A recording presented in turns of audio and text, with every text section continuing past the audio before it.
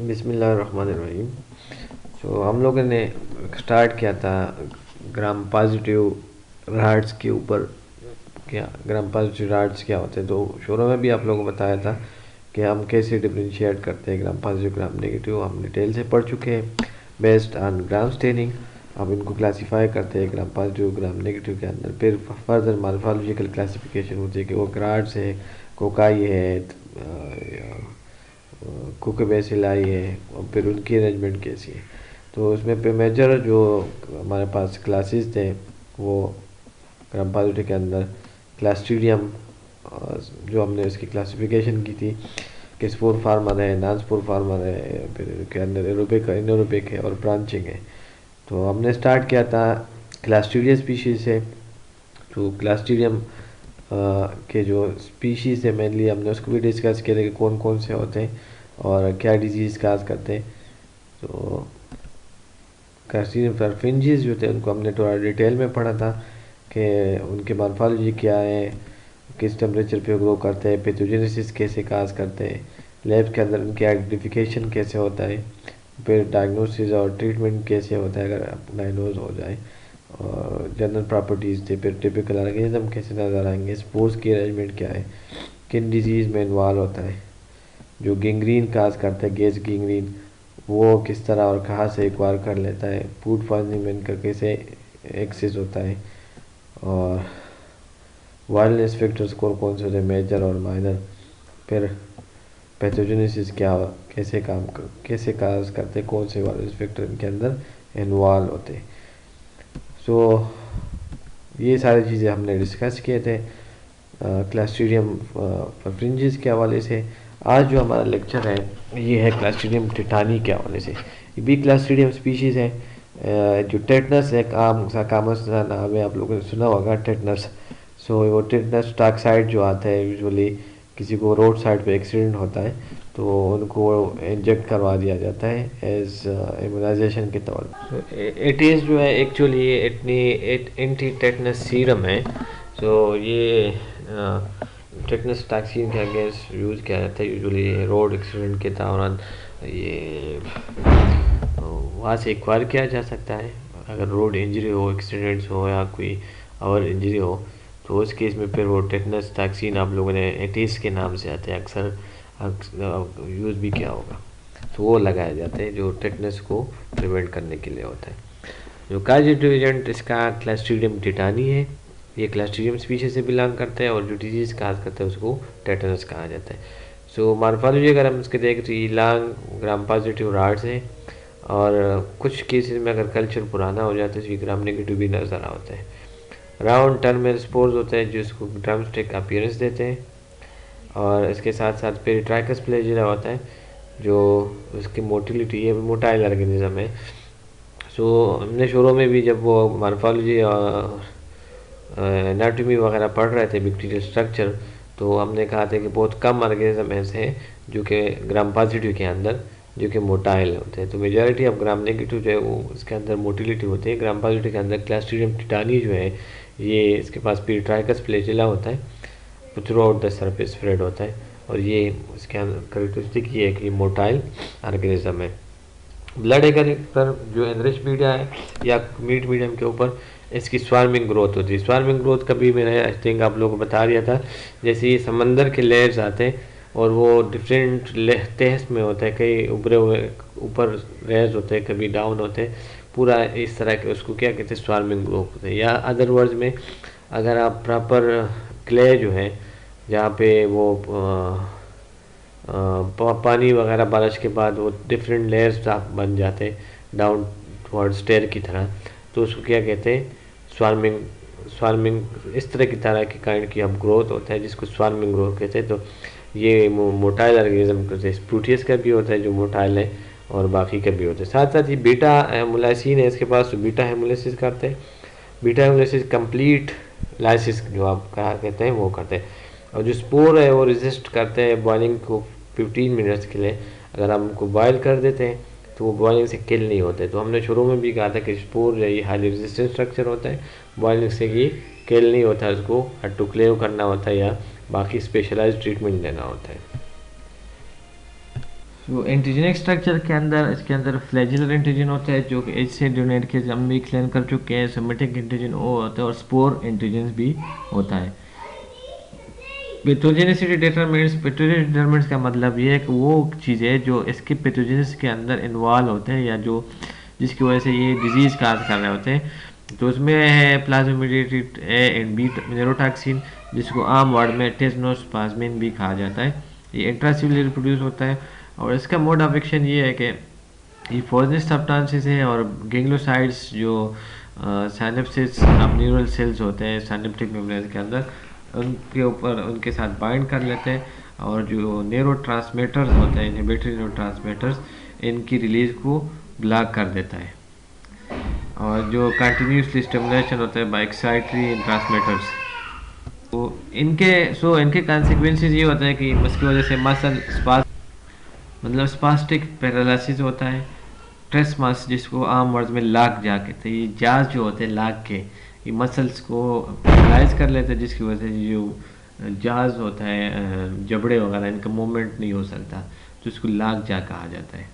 और प्लस साथ साथ रेसिस सर्डोनिकस होता है जो फेशियल मसल्स डिसऑर्डर है, चेहरे का जो मसल होता है, अगेन वही चीज़ होती है कि ये पूरा जो मसल्स है ये मसल्स को इफेक्ट कर लेते हैं, नर्वस सिस्टम को, नर्व्स वगैरह को, तो फिर मूवमेंट जो है वो बड़ी मुश्किल से होता है। ऑक्सीटोटोन्स है जिसमें मसल स्पाज्म है, कार्डिक एरिथमियास है, फ्लक्चुएशन इन ब्लड प्रेशर है, ब्लड प्रेशर को भी अप एंड डाउन कर रहे होते हैं। सो लैब के अंदर इसको हम आइडेंटिफिकेशन कैसे करते हैं? सो ये स्पोर्स प्रोड्यूस करते हैं, स्पोर्स हाईली रेजिस्टेंट है to heat. So one of characteristic ये है कि हीट रेजिस्टेंट होंगे। साथ दूसरा ये है कि ये मोटाइल है, इसके पास ट्राइकस फ्रिजिला है। So based on the motility इसको हम ऑब्जर्व कर सकते हैं। और टॉक्सिन जो भी है, जो इसके पास टेटनोस्पाज्मीन है, ये भी हेल्प करता है इसकी आइडेंटिफिकेशन के अंदर। तो यूजुअली एम्पेरिकल डायग्नोसिस होता है। एम्पेरिकल डायग्नोसिस ऐसा होता है कि वो साइन सिम्टम्स को देख के इसको एम्पेरिकल डायग्नोसिस का मतलब ये है कि जब वो पेशेंट डॉक्टर के पास चला जाता है तो डॉक्टर्स उनके साइन सिम्टम्स को देख के ये प्रिज्यूम कर लेते हैं कि इस बंदे को इस टाइप की बीमारी है। मतलब ये आरामात जो साइन सिम्टम्स है, लाग जा है, मसल पैरालिसिस है, स्पाज्म है, स्पाज्मेटिक रिएक्शन सब जो मसल्स के ऊपर हो रहे होते हैं, तो उनसे ये प्रिडिक्ट कर रहे होते हैं, प्रिज्यूम कर रहे जाते हैं कि ये जो डिज़ीज़ है ये टेटनस का है। तो इसी को क्या कहते हैं? Empirical diagnosis. और एक होता है एम्पेरिकल थेरेपी। सो एम्पेरिकल थेरेपी भी यही होता है कि इसी तरह के वो डॉक्टर प्रिज्यूम कर देते हैं और उस केस में फिर वो मेडिसिन एडवाइस कर देते हैं, लैब टेस्ट और ये नहीं होता है। तो यूजुअली इसको रिकमेंड नहीं किया जाता है ताकि सबसे पहले वो लैब डायग्नोसिस हो, पॉजिटिव एजेंट कंफर्म हो कि क्या चीज़ इन्वॉल्व है, कौन सी बीमारी है। सो फिर वो अगेन एक चीज़ स्पेसिफाई हो जाता है तो इसकी ट्रीटमेंट और ये चीज़ें आसान रहती है। एम्पेरिकल डायग्नोसिस जो है वो क्लिनिकल मैनिफेस्टेशन जो साइन सिम्टम्स है उसके थ्रू पर होता है। साथ ट्रीटमेंट में ये दिया जाता है कि जो फर्दर इसकी स्प्रेड और एब्जॉर्प्शन अगर टॉक्सिन जो है अगर प्रोड्यूस हो रहा है तो उसके एब्जॉर्प्शन को स्टॉप कर सके। साथ साथ ट्रीटमेंट में ये है या प्रिवेंशन में कि वाउंड्स जो है उसको क्लीन करें, डिब्राइडमेंट जो होता है वहाँ से कट करें जहाँ पे वाउंड्स हैं, जहाँ पे ये चीज़ें स्प्रेड हो रही होती है। स्पाज्म्स जो है मसल्स पैरालिसिस वगैरह उसको कंट्रोल करें। अगर वेजिटेटिव फार्म में जो हमने पहले डिस्कस किया था कि दो फार्म होते हैं, एक स्पोर फार्म में ये मेटाबॉलिकली इनएक्टिव होता है, वेजिटेटिव फार्म में मेटाबॉलिकली एक्टिव होता है। सो उस केसेस में फिर मेट्रोडायनाजोल दिया जाता है। ये फ्लैजेल टाइप का है, फ्लैजेल जो है इस तरह की मेडिसिन है, मेट्रोडायनाजोल, इंटामेजोल, फ्लैजेल, इनके अंदर इनके इंग्रेडिएंट्स होते हैं। तो उनका काम ये होता है कि जो वेजिटेटिव सेल्स हैं उनको किल कर देता है। साथ साथ पैसिव इम्यूनिटी के तौर पे ह्यूमन टेटनस इम्यूनोग्लोबिन जो एसटी के नाम एटीएस के नाम से आता है, एंटी टेटनस सीरम जो है वो भी दिया जाता है। उसको पैसिव इम्यूनाइजेशन कहते हैं। पैसिव इम्यूनाइजेशन में ये होता है कि ऑलरेडी प्रिपेयर्ड इम्यूनोग्लोबुलिन दिया जाता है। और दूसरा है वो एक्टिव इम्यूनाइजेशन जिसमें वैक्सीन दिया जाता है, वैक्सीनेशन की जा सकती है। साथ साथ एंटी टॉक्सिन भी दिया जाता है। जो एंटी टॉक्सिन है वो टॉक्सिन जो टिटनस प्लाज्मिन है वो उसके साथ बाइंड कर जाता है। सो ये जो है ट्रीटमेंट या प्रिवेंशन और उसके तौर पे ये डिफरेंट मेथड्स हैं जो अप्लाई हो रहे होते हैं। दूसरा है ये क्लास्ट्रिडियम टिटानी ग्राम स्टेन के ऊपर। तो आप लोग देख सकते हो जिसके स्पोर्स है या तो ये ड्रम स्टेक की तरह होता है या फिर ये टेनिस के रैकेट होते हैं इनकी तरह इनके अपीयरेंस होता है। तो ये एक टिपिकल करेक्टरिस्टिक है जिसकी आइडेंटिफिकेशन में हेल्प आउट कर रहा होता है कि कौन से टाइप टर्मिनल स्पोर है या सब टर्मिनल स्पोर है वो, या जो हमने क्लास्ट्रिडियम परविंजियम में कहा था कि वो ओवल और सब टर्मिनल होते हैं, लेकिन क्लास्ट्रिडियम टिटानी के अंदर टर्मिनल स्पोर्स होते हैं। तो ये डिफ्रेंशिएट करते हैं, इसी करेक्टरिस्टिक की बेस पे हम ऑर्गेनिज्म को आइडेंटिफाई करते हैं। लैब के अंदर जब भी आप काम करेंगे तो उसमें ग्राम स्टेनिंग जो है सबसे इम्पॉर्टेंट होती है। एक होती है कॉलोनी मॉर्फोलॉजी, वो आप कल्चर अगर प्लेट के ऊपर देख रहे होते हो। दूसरा होता है ग्राम स्टेनिंग, जो आप ग्राम रिएक्शन करके ग्राम स्टेनिंग करके माइक्रोस्कोप के अंदर ऑब्जर्व कर रहे होते हैं। तो उसमें ये डिफरेंट चीज़ें होती हैं, इसकी मॉर्फोलॉजी क्या है, स्पोर्स है तो कहाँ पे है, किस लोकेशन पे है, स्पोर्स कैसे नज़र आएंगे, और वो सारी चीज़ें फिर हेल्प आउट करते हैं आपको ऑर्गेनिज्म के आइडेंटिफिकेशन के अंदर। अगर क्लास्ट्रिडियम टिटानी के इन्फेक्शन को हम समराइज करें या देख लें, सो ये जनरलाइज टेटनस काज करता है जो मोस्ट कॉमन फॉर्म होता है। दूसरा सिफिलिक जो हेड रीजन्स को टारगेट कर रहा होता है, ब्रेन और ईयर वगैरह को, इसके अंदर हाई मॉर्टिलिटी होती है जो ब्रेन को मेनिंजेस को वो कर देते हैं। और तीसरा जो है लोकलाइज वाउंड टेटनस जो है सारी मेनिंजेस को नहीं, ये लग जा और ये सारे जो मसल वगैरह पैरालाइज होते हैं और ये उसी के सिफिलिक के अंदर होते हैं। गुड प्रोग्नोसिस होता है उसके अंदर, जल्दी रिकवरी होती है। और नीनेटल टेटनस काज करते हैं बच्चों के अंदर, इसकी मोर्टिलिटी इनमें रेट बहुत ज़्यादा होता है। अगेन जो इसकी डायग्नोसिस है वो बेस्ट करते हैं क्लिनिकल प्रेजेंटेशन में, माइक्रोस्कोपिक और कल्चर विद पोर सेंसिटिविटी उसके अंदर वो इम्पोर्टेंट नहीं होता, क्योंकि कभी कभी आपको फिर इग्नोर भी किया जा सकता है लैब के अंदर। जब तक सबसे इम्पॉर्टेंट चीज़ है कि हिस्ट्री। सो अगर कोई ये सस्पेक्ट कर रहा है, यूजुअली ग्राम पॉजिटिव टार्स जो है वो लैब्स के अंदर कंसीडर किया जाता है एज आ कंटामिनेंट, किसी भी स्पेसिमेन के अंदर इसको रिपोर्ट नहीं किया जाता। सो अगर डॉक्टर सस्पेक्ट करता है, अगेन इस वजह से ये कहते हैं कि माइक्रोस्कोपी और कल्चर विद पोर सेंसिटिविटी, इसकी सेंसिटिविटी इतनी नहीं होती। तो अगर डॉक्टर सस्पेक्ट कर रहा है कि इंडिविजुअल को, पेशेंट को टेटनस है, तो वो फिर हिस्ट्री वगैरह लिख के कि हम सस्पेक्ट कर रहे हैं क्लास्ट्रिडियम टिटानी, तो लैब के अंदर फिर उसको प्रॉपर इस केस के लिए प्रोसेस किया जाता है क्या कि एनरोबिक कंडीशन हो और साथ जो करेक्टरिस्टिक वगैरह उसके ऑब्जर्व किया है। अदरवाइज़ अगर नॉर्मली जो भी स्पेसिमेन आते हैं उसके अंदर अगर कोई ग्राम पॉजिटिव आ जाते हैं तो उसके लैब कंटेनमेंट के तौर पे डिस्कार्ड किया जाता है, उसको इग्नोर किया जाता है और उसको रिपोर्ट नहीं किया जा सकता। तो लैब में ये इम्पोर्टेंट है। तो इस वजह से ये पोर सेंसिटिविटी है। Neither tetanus toxin or antibodies are typically detected. तो ऐसा कोई डिटेक्शन मैकेनिज्म नहीं है कि इसमें टिटनस टॉक्सिन या एंटीबॉडीज़ जो है उनको डिटेक्ट किया जा सके। तो ट्रीटमेंट और प्रिवेंशन के लिए एक तो डिब्राइडमेंट हमने ऊपर डिस्कस किया, वो जो पोर्शन है उसको रिमूव किया जाता है, मेट्रोनाइजोल दिया जाता है एंटीबायोटिक तौर पे। पैसिव इम्यूनाइजेशन में जिसमें एंटी टॉक्सिन ग्लोबुलिन है, अगर कोई इंडिविजुअल के बंदे के अंदर वो टेटनस है वो या फिर एनिमल्स के अंदर फिर कमर्शियल लेवल पे ये प्रोड्यूस किया जाता है, जो आप लोगों को बता दें कि एटीएस जो एंटी टेटनस सीरम जो है तो उसके अंदर अगेंस्ट क्या होता है, इम्यूनोग्लोबिन होता है, पैसिव इम्यूनाइजेशन प्रोवाइड कर देता है। और टेटनस टॉक्साइड जो है ये एज आ वैक्सीनेशन के तौर पे भी यूज़ किया जाता है। तो हमने डिस्कस किया था विटाक्सिन में एक्सोएंडोटॉक्सिन के अंदर। सो जो एक्सोटॉक्सिन है ये टॉक्साइड फॉर्म में कन्वर्ट किया जा सकता है और उसको एज आ एंटीजन के तौर पे यूज़ किया जाता है, जो वैक्सीन के कैंडिडेट होता है। कि मतलब वैक्सीन का फंक्शन ये होता है कि वो इम्यूनोग्लोबुलिन या जो भी इम्यूनिटी है वो डेवलप कर रहा होता है। तो प्रिवेंशन के लिए वैक्सीनेशन यूज़ किया जा सकता है। जिसमें 3 डोजेज होते हैं, बूस्टर डोजेज, और ये 10 ईयर्स के हिसाब से देते हैं ताकि इसकी बूस्ट अप कर सकें, इम्यूनिटी को बूस्ट अप करने के लिए जो डोज दिया जाता है उसको बूस्टर डोज कहा जाता है। अब अगर समराइज फॉर्म में उसकी प्रॉपर्टीज़ देखें तो मोटाइल है, हार्ड्स है, और फ्लैजेला है इसके पास, पेरिट्राइकस जो थ्रू द सर्फेस के ऊपर है, इसकी वजह से मूव करता है, स्वार्मिंग ग्रोथ होता है, ब्लड मिड मीडियम पे हमने भी डिस्कस किया कि जो इतने बीमार मोटाइल ऑर्गेनिजम्स होते हैं इनकी ग्रोथ ग्रोथ की टिपिकल पैटर्न होता है वो स्वार्मिंग लाइक होता है, और फिर आपको डिटेल से भी बता दिया कि क्या होता है। इमुलेटिक कॉलोनीज होता है, उसके अंदर जो मोलासिस का जो जोन होता है वो स्मॉलर होता है, क्लास्ट्रीडियम परफिंजिस, उसके अंदर भी हमने डिस्कस किया था के पास मोलासिन होता है।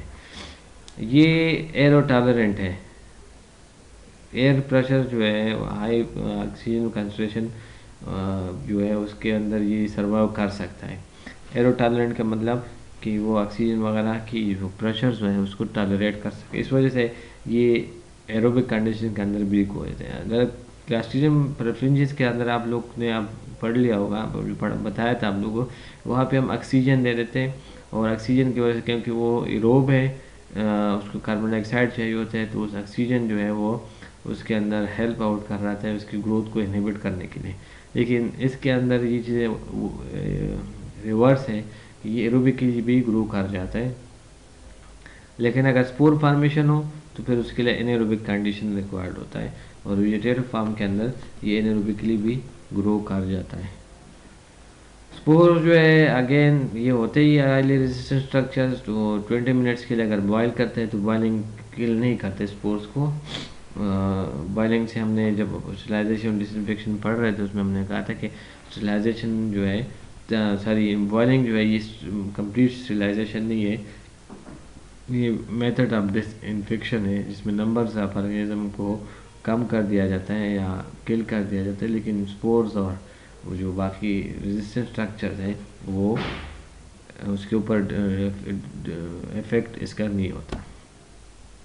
तो ये जो है क्लास्ट्रीडियम के टिपिकल स्ट्रक्चर है जिसमें आप देख रहे होते हैं कि ये टर्मिनल्स नज़र आते हैं इसके ऊपर स्पोर्स, और जब ये आप माइक्रोस्कोप के अंदर ऑब्जर्व करेंगे तो इस तरह के क्लास्ट्रीडियम टिटानी के जो मॉर्फोलॉजी वो आपको नज़र आएगी।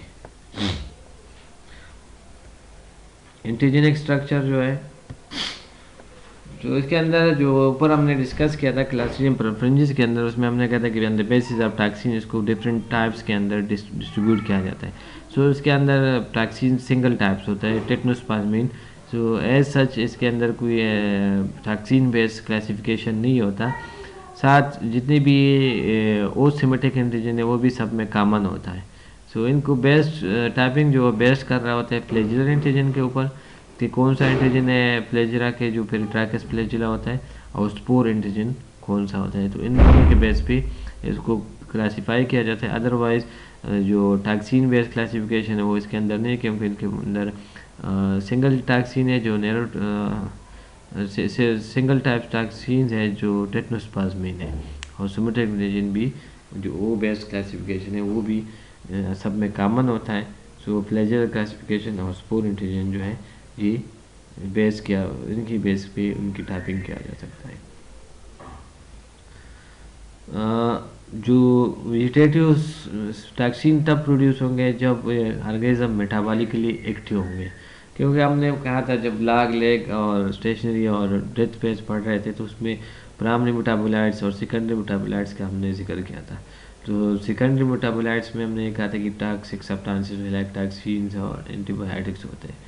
सो जब ऑर्गेनिज्म ग्रो कर रहा होगा मेटाबॉलिकली एक्टिव होता है तो फिर टॉक्सिन प्रोड्यूस करते हैं। अगर वो स्पोर फार्म में होगा तो उस केस में फिर टॉक्सिन प्रोड्यूस नहीं होंगे। सो टॉक्सिन प्रोडक्शन वेजिटेटिव फार्म में होता है। सो ये टॉक्सिन जो होता है टेटनोस्पाज्मिन इसकी प्रोटीलाइटिक एक्टिविटीज़ होते हैं एज ए बैक्टीरियल प्रोटीज के तौर पे काम कर रहे होते हैं, और फिर ये क्या करता है कि बाइंड करता है प्री साइनेप्टिक मेम्ब्रेन के ऊपर रिसेप्टर्स जो होते हैं इनके साथ at the local nerve ending, और वहाँ से फिर सेंट्रल नर्वस सिस्टम के अंदर ये माइग्रेट कर जाता है।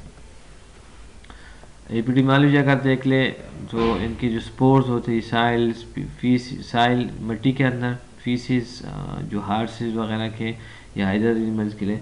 सो इसी वजह से कहा जाता है कि जो रोड से एक्सीडेंट होते हैं वहाँ पे अगर हार्सेस वगैरह गुड़ वगैरह का जो पुजला वगैरह होता है या बारिश वगैरह से लेके आते हो तो वहाँ पे स्पोर्स प्रेजेंट होते हैं, और वो स्पोर्स जब उनको सूटेबल कंडीशन अवेलेबल होता है, जब रोड इंजरी होता है, रगड़ लग जाता है रोड के साथ, तो वो डस्ट वगैरह या कहीं और पे तो वो टिश्यूज़ के अंदर चला जाता है और वहाँ से फिर ये सर्वाइव कर जाते हैं, वेजिटेटिव फार्म में आ जाते हैं।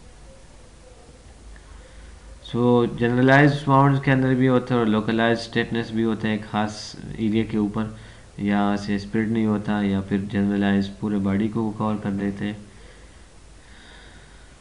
जो एडेक्ट्स होता है वो थ्रू स्किन के ऊपर जब वो अपने वो कर रहा होते कटिंग वगैरह कर रहे होते जो ड्रग्स यूज़र्स वगैरह होते हैं वहाँ से ये कॉल कर जाता है।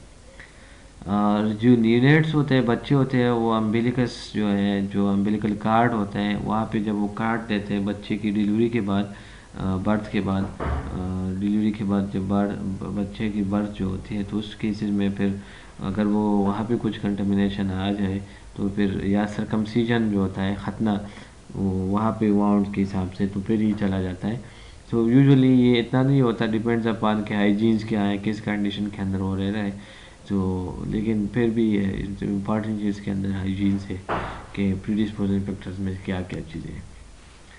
पैथोजेनेसिस, सो इसकी जो पैथोजेनेसिस इसमें ऑर्गेनिज्म जो है वो इन्वेसिव नहीं है।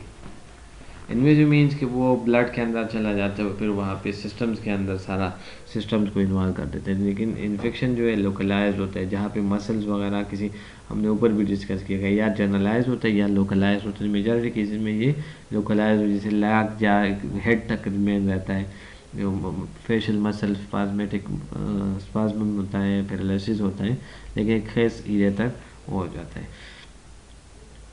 तो जहाँ पे टिश्यू डैमेज हो वहाँ पे क्या होता है स्पोर जो है वहाँ पे फिर वो जर्मिनेट कर जाते हैं, साथ साथ इसके अंदर कैल्शियम साल्ट्स और सेटेड फाइजीनिक इन्फेक्शन कोई और इन्फेक्शन हो, बैक्टीरियल इन्फेक्शन हो, वो भी इसको सपोर्ट कर रहा होता है।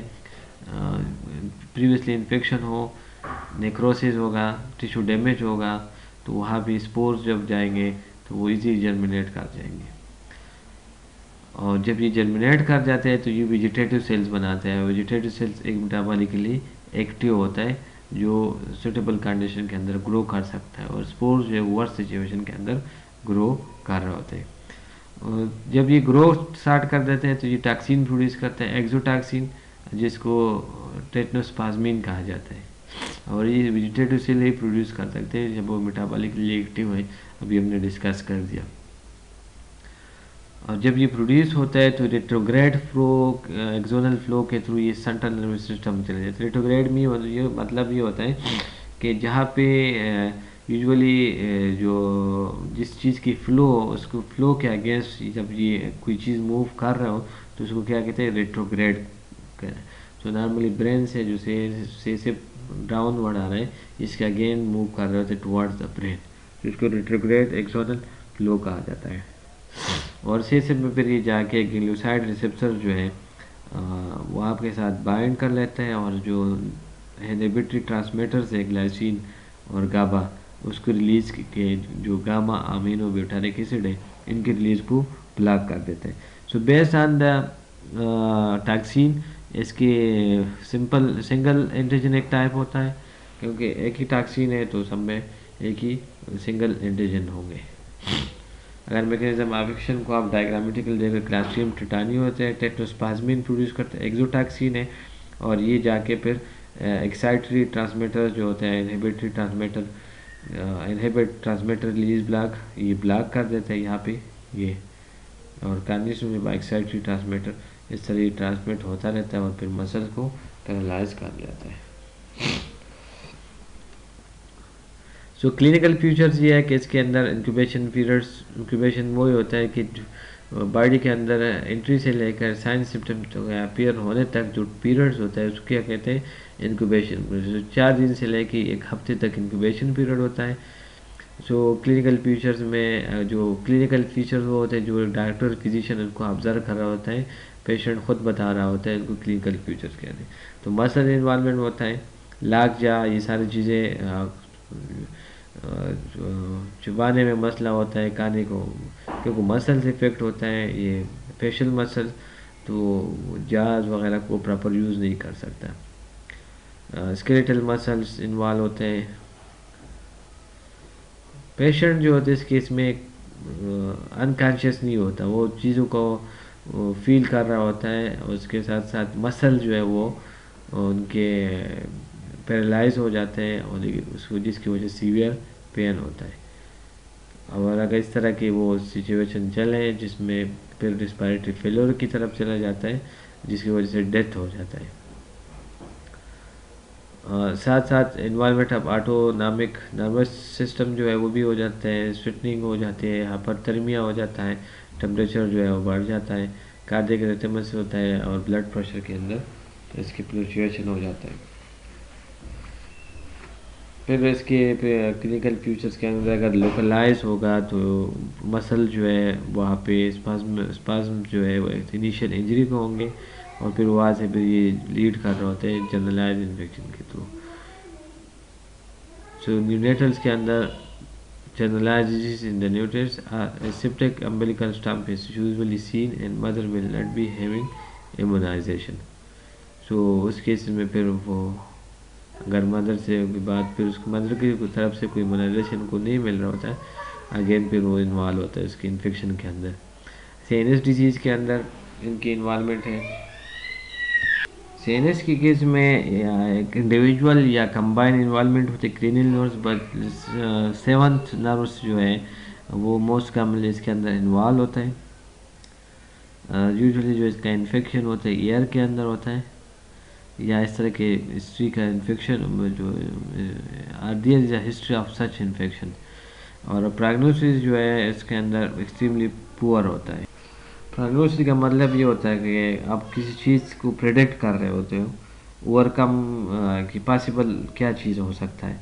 सो उसके अंदर ये बड़ा मुश्किल होता है कि ये पॉसिबली इस प्रोग्नोसिस जो आगे ये प्रिडिक्टिव प्रिजम्पटिव वो है डायग्नोसिस के तौर पे जो काम होते हैं इसके अंदर वो बहुत वीक होता है, पुअर होता है। तो इस केसेस में लैब्स को इन्वॉल्व नहीं किया जाता, क्योंकि ओपन शर्ट केस होता है, जब लाग जा होता है तो पता चल जाता है कि कोई और ऑर्गेनिज्म के अंदर इन्वॉल्व ही नहीं है, टेटनस ही हुआ है, अगर कोई हिस्ट्री वगैरह है तो उससे भी पता चल जाता है।